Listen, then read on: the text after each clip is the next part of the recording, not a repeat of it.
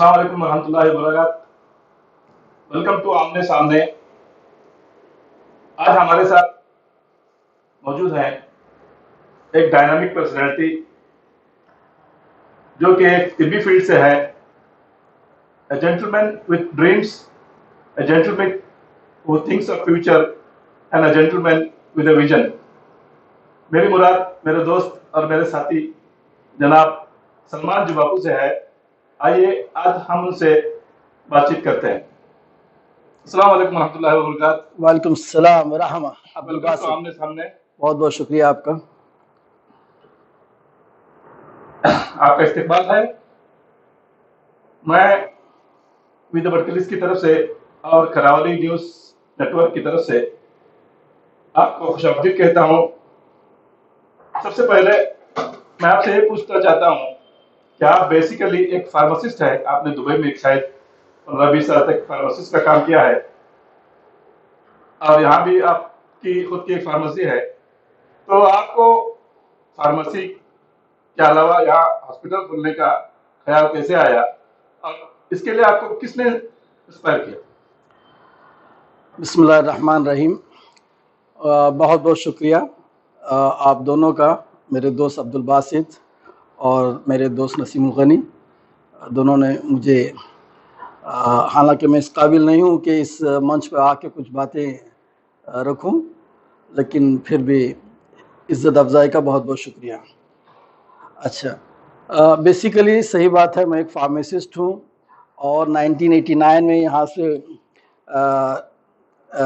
Risk के हलाल की तलाश में गए। तो वहाँ पे अल्हम्दुलिल्लाह डिपार्टमेंट ऑफ हेल्थ, पहले जो जिस नाम से जाना जाता था, वहाँ पे राशिद हॉस्पिटल में लगे हम। फिर वहाँ से अल्हम्दुलिल्लाह तरक्की हुई, सेंट्रल सप्लाईज डिस्ट्रीब्यूशन में आ गए, परचेज़ में। तो तकरीबन 20 साल वहाँ पे हमने मुलाजिमत की। जब शुरू किए थे डिपार्टमेंट ऑफ हेल्थ से, जब छोड़े तो वो दुबई हेल्थ अथॉरिटी बन चुकी थी। तो अल्हम्दुलिल्लाह ये 20 सालों में बड़ा तजुर्बा हुआ, एक्सपोजर हुआ इंटरनेशनल स्टैंडर्ड्स को। साथ ही साथ एक ख्वाब भी दिल में, दिमाग में बनता गया कि कुछ इस तरह की फैसिलिटीज़ हमारे छोटे से गांव में, भटकल में, जहाँ पे लोग तो एक्सपोज्ड हैं for the outer world and facilities, लेकिन सहूलियात जो है बिल्कुल रूरल टाइप की भटकल में है। तो ये ख्वाब हमेशा था। इनिशियली प्लान था कि 5 साल में दुबई से या गल्फ़ से वापस आके इन चीज़ों में लगें, लेकिन हालात इजाज़त नहीं दिए। देखते देखते 20 साल गुजर गए। तो फाइनली जो है 2009 में मैंने डिसाइड किया कि जो है now it's time to go. तो 2009 में आए यही सोच के मेरे एक दोस्त अब्दुल अल्ताफ़ मिसबाह, जो बहरीन में अपना कारोबार करके हैं, उनसे मेरी बात थी, उनसे मेरी डिस्कशन था, उनसे मेरा ये तबादला ख़याल था। और हम दोनों मिलके ये तय किए थे कि भटकल में जो है इनिशियली पॉली क्लिनिक, एक medical centre with some kind of diagnostic, basic diagnostic के साथ हम शुरू करेंगे। तो 2009 में उस प्लान के साथ आए। 2009 में कुछ हालात और बदल गए, तो as a second inning Gulf और जाना पड़ा, लेकिन सऊदी की तरफ भाई के साथ मैंने ज्वाइन किया अल हसा में। तो वहाँ पे कुछ साल, 7 साल गुजारने के बाद वही जो ख्वाब था मुझे परेशान कर रहा था कि जाना है, वही करना है। तो इस बार जब वापस आए 2016 में, तो उसी प्लान को ज़रा ज़्यादा मॉडिफाई करके एक बड़े पिक्चर को सामने लेके आया कि वो पॉलीक्लिनिक के अलावा जो है एक बेसिक, छोटा सही लेकिन एक हॉस्पिटल होगा, जहाँ पे प्रायोरिटीज़ मदर एंड चाइल्ड के लिए होगी। तो इस तरह से हम ये प्लान लेके 2016 में वापस आए। लेकिन वापस आने के बाद भी जो है सबसे पहले मुझे अपना इंतज़ाम करना था कि मेरे लिए भी कुछ ज़रिए माश का हो। तो इसीलिए अपनी एक फार्मेसी स्टार्ट की मैंने अल्हम्दुलिल्लाह 2016 में। तो फार्मेसी अल्लाह के फजल करम से खूब अच्छी चली और एक अच्छी लोकेशन पे है आज़ाद नगर में। तो उसके बाद तवज्जो मेरी जो है, मेरे ओरिजिनल प्लान ये मेडिकल सेंटर की तरफ हो गई। फिर प्लान बनता गया इस तरह से। इस प्लान को आपको तामीर तक पहुंचाने में आपको किस किस ने मदद किया और किस किस की वजह, कौन कौन वो लोग हैं जो इसमें शामिल है? अच्छा, सबसे पहले जैसे मैंने बताया तकरीबन 10-12 साल से मेरी बात जो हो रही है मेरे बीच और अल्ताफ मिसबाह के बीच, तो वहाँ से थोड़ा प्लान एक्सपैंड हो गया, बड़ा हो गया, तो हमने और एक दो को इनकॉर्पोरेट करने का सोचा अपने प्लान में। तो हमारे साथ जुड़े और 2-3 लोग साथ में हैं, अब्दुल कादिर जिलानी कुबट्टे, और उनके साथ आए हमारे इस्माइल जुकाकू, और फिर आए हमारे यूनुस काजिया। तो हम पांचों के साथ जो ये अंडरस्टैंडिंग हो गई, तो अल्हम्दुलिल्लाह फाइनल शेप हो गया। और फिर हम by the time we started to work out the details, 2018 अक्टूबर में हमने इस बिल्डिंग को शॉर्टलिस्ट किया, लोकेशन देखते हुए और इसके सब एक्सेस रोड्स देखते हुए। तो ये बिल्डिंग जो बड़ी खूबसूरत भी है और अच्छी लोकेशन में है, मोहम्मद अंसार सिद्दीक़ा की, तो उनके साथ बात हो गई, तो उनको भी हमारा प्लान बड़ा पसंद आया। पहली ही रिक्वेस्ट में उन्होंने तय किया कि ये आपको ही देंगे हम। जी, अब शायद ये इस हॉस्पिटल को खोले 2 साल का अर्सा गुजर चुका है।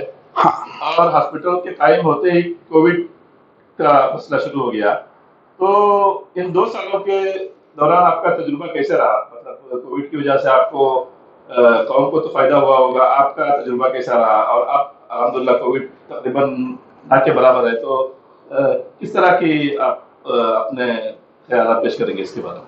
सबसे पहले जब ये तय हो गया 2018 अक्टूबर में, तो यहाँ पे हमने काम शुरू किया, और काम शुरू करना था right from the scratch, only the structure था। अब स्ट्रक्चर को हमारे प्लान के हिसाब से उसको डिज़ाइन करना और फिर वो पूरी तमाम चीज़ें अपनी जगह पे लाना, दैट टुक नियरली 2 years। तो bye the time everything was in place, opening का वक्त आ गया, वी डिसाइडेड बाय मार्च 2020 कि इंशाल्लाह इसकी इफ्तिताह होगी। तो हमने शायद मार्च 1 को एक फॉर्मल इफ्तिताह की, और मार्च 12 को इसका फंक्शनल इफ्तिताह हो गई, 12 मार्च को। और जो है 22 या 23 मार्च को जो अनफॉर्चुनेटली जो कोविड चीज़ें कोविड रिलेटेड मैटर शुरू हो गए, 23-24 से सील डाउन और lockdown. So initially start was a very tough start, we had a very tough time. बहुत मुश्किल से डॉक्टर्स को जमाए थे, स्टाफ को समेटे थे, और एक अच्छी शक्ल इख्तियार की हुई थी कि सब कुछ चीज़ें अपनी अपनी जगह सेट होके स्टार्ट हो चुकी थी। लेबॉर्ट्री अपनी जगह, और जो है डॉक्टर्स अपनी जगह, पूना से एक अच्छी एमएस गायनेकोलॉजिस्ट को ले आए थे। तो ये तमाम चीज़ें, it was a very good start. लेकिन स्टार्ट में एक सबसे बड़ा झटका कोविड का जो आया, उसके बाद में रिटेन करना स्टाफ्स को वाज अ बिग चैलेंज, क्योंकि सबको अपनी अपनी सिक्योरिटी की लगी, सभी लोग अपने अपने घर पहुंचना चाहते थे। सिचुएशन इतना अनसर्टेन था कि गवर्नमेंट्स और रेगुलेटरी एजेंसीज उनको खुद नहीं पता था कि किस और जो है सिचुएशन टर्न हो रहे, क्या कल का क्या सिचुएशन होगा।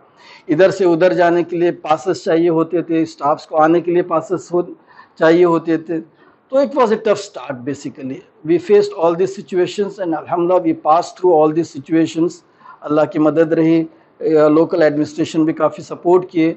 सो although we went through all those 6-8 months, उसके बाद हमारी टीम रिटेन हो गई, but in the mean time we miss some doctors, gynaecologist जो पुणे से आए थे वो वापस जाने में अपना डिसीजन ले लिए। तो but still most of the team we retained. खैर, आपने स्टार्टिंग में ही एक बुरा वक्त देखा, और अल्हम्दुलिल्लाह अभी जो है आपका हॉस्पिटल, मैं देख रहा हूँ कि यहाँ पर बहुत अच्छी इंटरनेशनल लेवल की फैसिलिटीज़ हैं, चाहे वो लेबर रूम हो, चाहे एंट्रेंस हो, या कहीं भी हो। बहुत अच्छी हमारे भटकल के लिहाज से जो है बहुत इंटरनेशनल या अच्छे स्टैंडर्ड की फैसिलिटीज़ है। फिर भी हमारे गांव में एक मल्टी स्पेशलिटी हॉस्पिटल, जो अगर हम ये कहें कि 40 बेड का, 50 बेड का, जो अब तक मौजूद नहीं है। जी, आज अल्हम्दुलिल्लाह आपने शुरुआत तो कर दी है। आइंदा ऐसा कोई आपका इरादा है कि आपसे, आपके पार्टनर्स और साथियों से मिलकर इससे बड़ा और इससे अच्छा जो है, इससे और ज्यादा जो है जिसमें फैसिलिटीज मौजूद हो, ऐसा हॉस्पिटल खोलने की कोई प्लानिंग है? जी, ये एक अच्छा सवाल है ये। और अब तो 2 साल हो गए शुरू करने के बाद, लेकिन इन 2 सालों में सबसे बड़ा हमारा तजुर्बा यही बताता है कि काश ये चीज़ें जो है और एक अच्छे पैमाने पर एक अपनी ओन बिल्डिंग के साथ होती तो शायद और बेहतर तरीके से मुनज़्ज़म तरीके से हम कर पाते। लेकिन देर आए दुरुस्त आए, शुरुआत तो हो चुकी है अल्हम्दुलिल्लाह। तो यही अवेलेबल स्पेस में हमने जितने प्रायोरिटी बेसिस भटकल में फैसिलिटीज़ रिक्वायर्ड थे, जैसे कि हमारा ख्याल था कि एक अच्छा सा एक लेबर थिएटर हो, एक ऑपरेशन थिएटर हो, तो वो चीज़ें हम कर किए। दूसरी चीज़ हम देख लेते हैं कि कोई ऑर्थोपेडिक सर्जन भटकल में नहीं है, तो इसको हमने प्रायोरिटी दी। अल्हम्दुलिल्लाह उसमें भी अल्लाह ने कामयाबी दी, एक अच्छा ऑर्थोपेडिक सर्जन मिले। और फिर तीसरी चीज़ हम देख लेते हैं कि गांव में फिजियोथेरेपी डिपार्टमेंट कोई नहीं है, तो फिजियोथेरेपी को मेल और फीमेल दोनों को हमने ले आया और अल्हम्दुलिल्लाह both are working very fine. तो ये जो ऐसे फैसिलिटीज़ हैं जो गांव में नहीं है और लोगों को शदीद ज़रूरत है उसकी, तो उसको हमने जो है प्रायोरिटी बेसिस पर ले आने की कोशिश की है। और भी चीज़ें इसके अलावा हैं, जो अभी ब्लड बैंक हमारे जहन से गुजर रहा है कि लोगों को बहुत बड़ी तकलीफ होती है, ब्लड की ज़रूरत हो तो इधर उधर भागना होता है। तो as a next step blood bank की तरफ हमारी तवज्जो है। और इसके अलावा जो है हम देख रहे हैं कि सीटी स्कैन भटकल में नहीं है, क्योंकि हमारा शहर जो है हाईवे से कट होता है, तो एक्सीडेंट्स और जो व्हीकल की भरमार भटकल में है शायद ही कहीं और होगी। तो इन तमाम चीज़ों को देखते हुए CT scan is the utmost necessity in Bhatkal right now.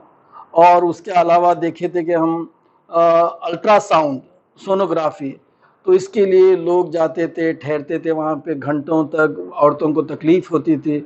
और जो फिर है वो रिपोर्ट लेके अगर कहीं और जाते हैं तो वहाँ के डॉक्टर्स कहते हैं कि दिस इज़ नॉट एक्सेप्टेबल। तो इस तरह के बड़े प्रॉब्लम्स थे। तो right from the day one ultrasound machine को हमने रखा है। ऑल्दो वो चीज़ हमारे कैलकुलेशन के हिसाब से बड़ी इस्तेमाल नहीं हो रही है, क्योंकि डॉक्टर्स जो आ रहे हैं हफ्ते में कभी 1 दिन कभी 2 दिन आ रहे हैं, तो वो पूरी तरीके से इस्तेमाल नहीं हो रही है।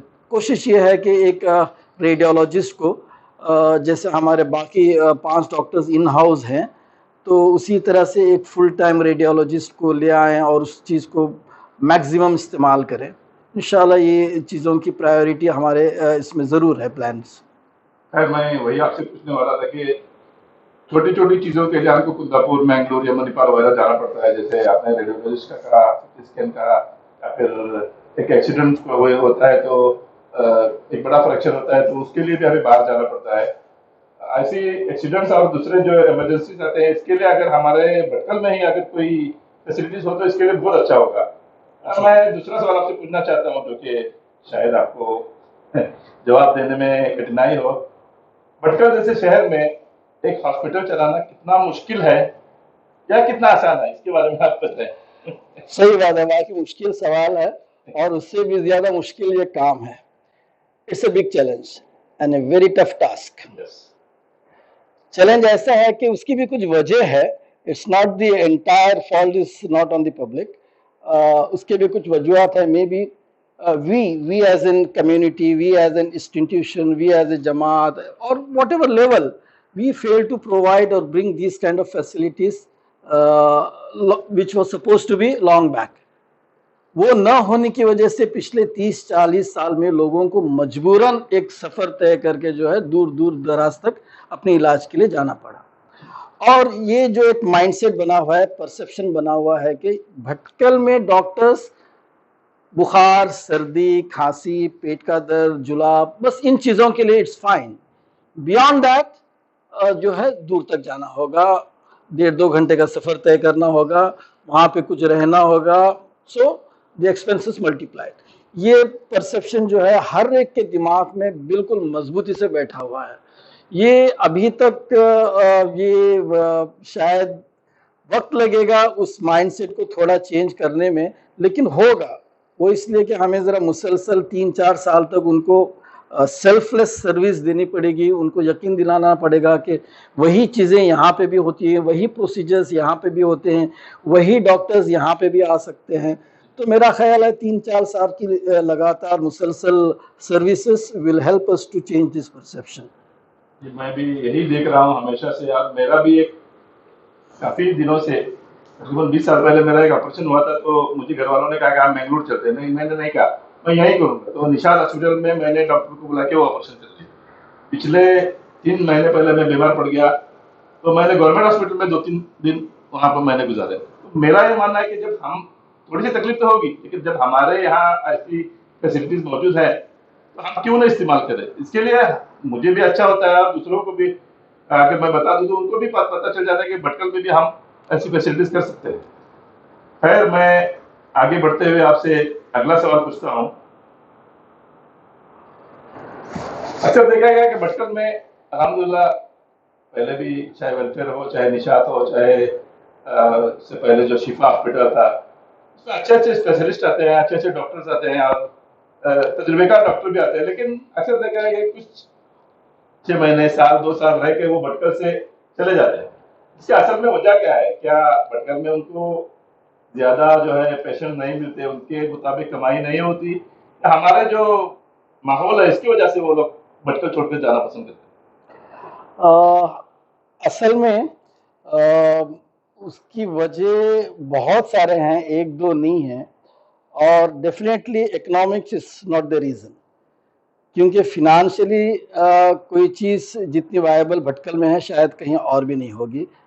लेकिन हमें उस इस सवाल पर जो है ज़रा सीरियसली बैठ के सोचना होगा कि क्यों प्रोफेशनल्स डॉक्टर्स जो हमें बहुत ही ज़रूरत है, क्यों यहाँ पे लॉन्ग टर्म के लिए रुक नहीं पाते। ये एक बड़ा अहम सवाल है और इसके कुछ रीज़न जहाँ तक मेरा तजुर्बा है वो ये है कि उनको जितनी ये हाई प्रोफेशनल्स होते हैं, इनको जॉब मिलने में कोई दिक्कत नहीं है।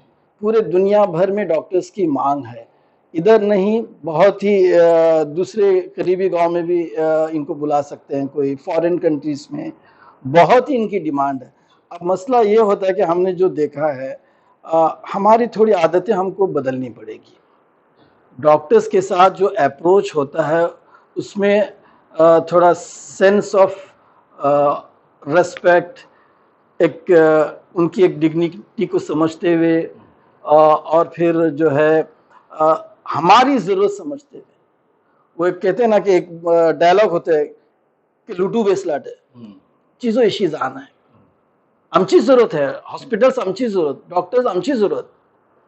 इथं गावात फॉर एक्झाम्पल एक ऑर्थोपेडिक नाही तरी एक शेकडो असलेले कॅज्युअलिटीज जाता हे नव्हतले आम्ही आमची जरूरत आहे आमका फोकस इथं का जाता अब्दुल बासित मी पल्लाड आहे कॅबिन भितर एक धाकलीशी कॅज्युअलिटी जाता तरी असले 10-15 माणसं कॅज्युअलिटी भीतर येतात. डॉक्टर तिंगा प्रोसीजर करते वाटे, वो मशगूल है अपने नर्सेस अपनी टीम के साथ, उसको सवालों का भूचार करते हैं.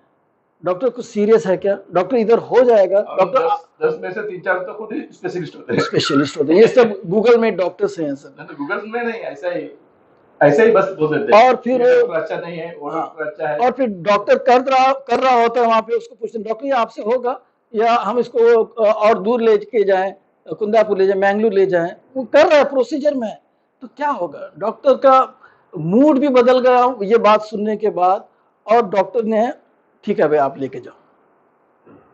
यही होता है. हत्या के लोग ऐसे होते हैं, इस तरह के सवाल भी करते हैं कि डॉक्टर आप प्लीज आपके सीनियर डॉक्टर को एक फोन करके एक राय ले लो. He surgeon, he is MD, you are forcing him to ask another doctor. Definitely हर एक डॉक्टर कोई भी प्रोसीजर, बड़े प्रोसीजर से पहले अपने टीम में डेफिनेटली वो डिस्कशन करते हैं. उनकी एक आदत होती है, ये वो करते ही हैं. लेकिन कोई पेशेंट आके, अगर आपको जाना है तो आप जाए भाई, दूसरे सेकंड थर्ड ओपिनियन ले. आप डॉक्टर को क्यों करेंगे सेकंड ओपिनियन ले?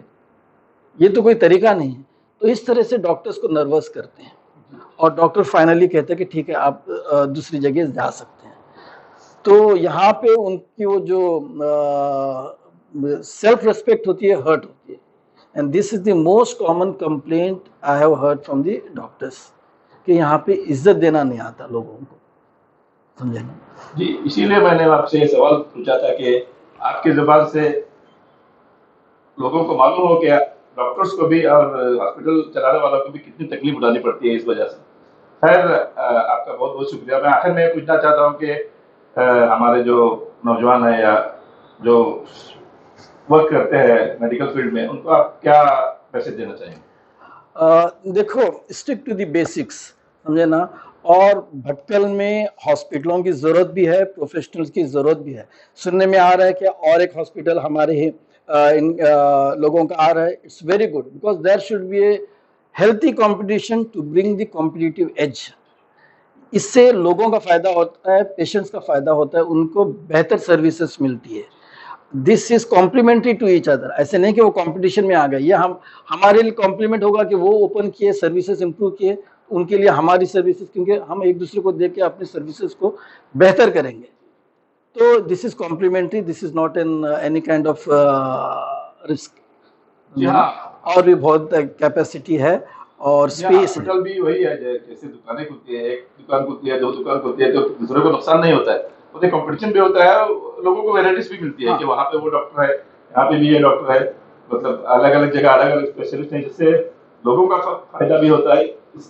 इस तरह से लोगों को जो है अपनी सोच बदलनी होगी। खैर, आपका बहुत बहुत शुक्रिया, आपसे बात करके बहुत खुशी हुई। इंशाल्लाह आइंदा भी मैं दुआ करता हूँ कि आपका हॉस्पिटल जो है दिन दुगनी रात चौगनी तरक्की करे, और जो है आइंदा भी ऐसे ही जो है मल्टी स्पेशलिटीज हॉस्पिटल वगैरह आपके जरिए या किसी और के जरिए हमारे भटकल में खुले।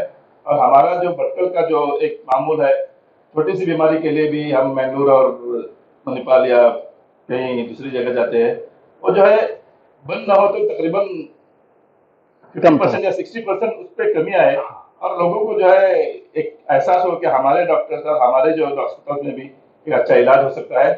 आपका फिर से बहुत बहुत शुक्रिया। मैं विद भटकलिस और करावली न्यूज नेटवर्क की तरफ से दोबारा आपका शुक्रिया अदा करता हूँ। बहुत बहुत शुक्रिया। एक बात आखिर में आपके इस मीडियम आमने सामने के जरिए मैं लोगों तक रिक्वेस्ट करना चाहूँगा कि जो है फैसिलिटीज़ हैं, डॉक्टर्स हैं, यहाँ पे भी हैं, दूसरे 2-3 भटकल के हॉस्पिटल्स हैं, इसका भरपूर इस्तेमाल करें। और छोटी छोटी चीज़ें हैं, जो अल्सर्स हैं, अपेंडिक्स हैं, हर्निया हैं, ये तमाम चीज़ें यहाँ के हर एक हॉस्पिटल में होती हैं। सर्जन से कांटेक्ट है, सर्जन्स को बुला के किया जाता है। हाँ, मेजर चीज़ें जो होती हैं डेफिनेटली हम खुद कहते हैं कि it should be refer to the higher centres, क्योंकि उतनी बड़ी मल्टी स्पेशलिटी अब तक यहाँ पे नहीं बन पाई है, तो उस लिहाज से बड़े बड़े केसेस को डेफिनेटली अब तक तो वहीं पे भेजना होगा। तो बाकी छोटी मोटी चीज़ों के लिए डेफिनेटली लोकल डॉक्टर्स और हॉस्पिटल्स को प्रीफर करें। इंशाल्लाह इसी वजह से जो है फैसिलिटीज़ और बेहतर होगी।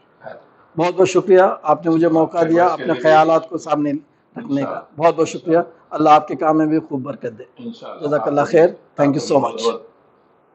जो है मुस्तकबिल में आपके लिए जो है मैं दुआ करूंगा कि हमारा ये जो हॉस्पिटल है हमेशा जो तरक्की करे, और यहाँ पे जो भी आए सेहतमंद होके अपने घर वापस जाए। इंशाअल्लाह इंशाअल्लाह इंशाअल्लाह। तो ये थे जनाब सलमान जो बापू साहब, जिन्होंने अपने तजुर्बात और अपने हॉस्पिटल के बारे में हमें तफसील से जानकारी दी। उम्मीद है आपको ये प्रोग्राम पसंद आया होगा।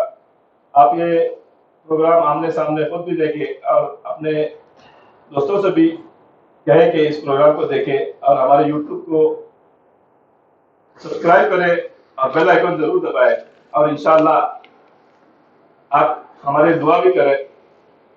इंशाल्लाह अगले हफ्ते किसी और शख्सियत से मुलाकात करेंगे, तब तक हमें इजाजत दीजिए। अल्लाह हाफिज।